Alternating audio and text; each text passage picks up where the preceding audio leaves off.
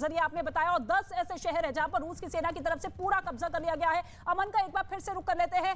अमन, अब इस स्ट्रैटेजी को किस तरीके से देखा जाए, क्योंकि एक तरफ वतन वापसी तो भारतीयों की हो रही है और भारत सरकार का रुख भी बहुत न्यूट्रल रहा है। जब भी रूस के खिलाफ कोई देश खड़ा हुआ है तो भारत सरकार की तरफ से न्यूट्रल बयान दिया गया या न्यूट्रल बिहेवियर रहा है, जिसकी तारीफ खुद रूस के सांसद की तरफ से की गई है, विदेश मंत्री की तरफ से की गई है। तो ऐसे में भारत का अगला स्टेप क्या कुछ हो सकता है इस महायुद्ध को लेकर?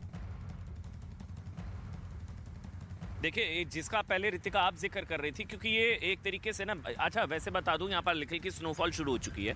जहाँ पर इस वक्त हम हैं, यहाँ पर स्नोफॉल हल्की हल्की शुरू हो चुकी है। ये बच्चों के लिए इतनी प्रॉब्लम है, इतना ज़्यादा मुश्किल है बाहर जो पैदल चल कर आ रहे हैं। यहाँ पर टेम्परेचर -4 के आसपास है, -3 -4 है, रात के वक्त -10 -11 हो जाता है। आप सोचिए -10 -11 में हाड़ कपा देने वाली ठंड में ये बच्चे पैदल चल कर आ रहे हैं, हल्की हल्की स्नोफॉल शुरू हो चुकी है। लेकिन जो सवाल आपने पूछा, क्योंकि ये इससे जुड़ा है, क्योंकि यूक्रेन का आप कहना है कि 4 मार्च तक रूस के 9000 सैनिकों को उसने मार गिराया। इसके अलावा 33 प्लेन मार गिराए, 37 हेलीकॉप्टर को उड़ा दिया, 251 टैंक बर्बाद कर दिए, 105 तोपे खत्म कर दी, 60 फ्यूल टैंक आदि बर्बाद कर दिए। यूक्रेन और रूस, अभी हो ये रहा था, लग ये रहा था कि अगर संभवतः रूस लगातार आगे बढ़ता हो जा रहा है तो यूक्रेन पर थोड़ा दबाव होगा। 9वां दिन है आज, 9वां दिन बातचीत की, लगातार बातचीत बेनतीजा रह रही है। जो शांति वार्ता हो रही है वो बेनतीजा रह रही है। जेलेंस्की बार बार कह रहे हैं कि जिंदा बचना है तो यहां से चले जाओ। सवाल ये उठ रहा है कि बार बार लोगों का कहना है कि बलि का बकरा तो नहीं बन रहा यूक्रेन। जितने भी पश्चिमी देश है वो उकसा रहे हैं, भड़का रहे हैं कि आप लड़िए लड़िए।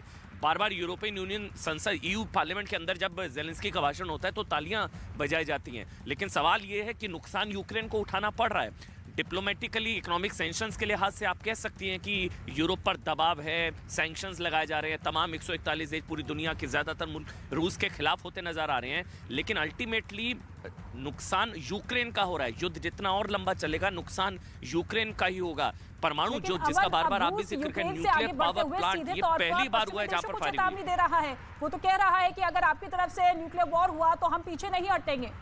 पश्चिमी देशों पर अब ये इस पूरे युद्ध का ठीकरा फोड़ रहा है रूस को। देखिए, ये बार बार कहा जा रहा है कि ये यूक्रेन से बदला, रूस का नंबर अगला। ये कहा जा रहा है कि ये रूस से जो बदला है, यूक्रेन से जो बदला है, वो यूरोप का बदला अगला है। क्योंकि बार बार एक और अमेरिका को भी चेतावनी दी थी कि अमेरिका यूरोप में जितने भी उसके जो परमाणु हथियार हैं, जो वो यहाँ से हटा ले, जो परमाणु हथियार है उसको हटा ले।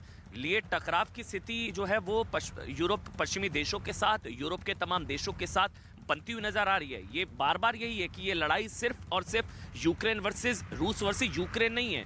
ये मैदान जो है वो यूक्रेन का है, लेकिन ये लड़ाई नाटो देशों के साथ, पश्चिमी देशों के साथ, अमेरिका के साथ, बोरिस जॉनसन के साथ, ये नाटो के विस्तार की लड़ाई है। और ये एक तरीके का रूस वर्सेस यूक्रेन जंग का मैदान जरूर बन रहा है, लेकिन लड़ाई बड़ी और कड़ी नजर। देखिए, फिर से लगातार देखिए बसेज यहाँ पर आ रही है। एक और बस अभी आई है, लगातार यहाँ पर बसेज आ रही हैं। आप सोचिए कितने छात्र फंसे हुए हैं। देखिए, आगे की तरफ एक ग्रुप भी खड़ा हुआ है।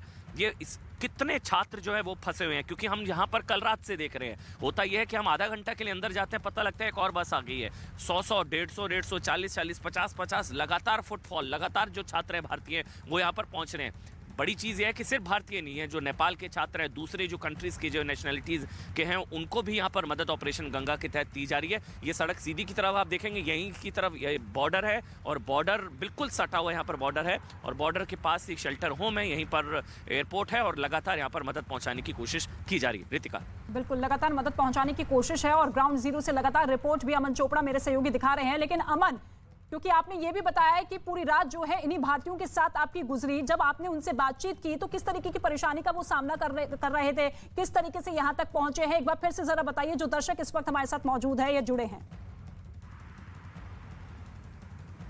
देखिए, हमने यहाँ पर लगातार छात्रों से बात की पूरी रात। दर्द ये है कि जो फाइनल ईयर स्टूडेंट्स हैं उनको छोड़कर आना पड़ा है। उन्होंने अपनी ज़िंदगी में वो देखा है। सोचिए, जो छात्र पढ़ने गया उसके पास मिसाइलें आकर गिर रही हैं, जहाँ वो रह रहा है, पूरी रात उन्होंने बंकर के अंदर गुजारी है, बहुत चीज़ें हुई हैं।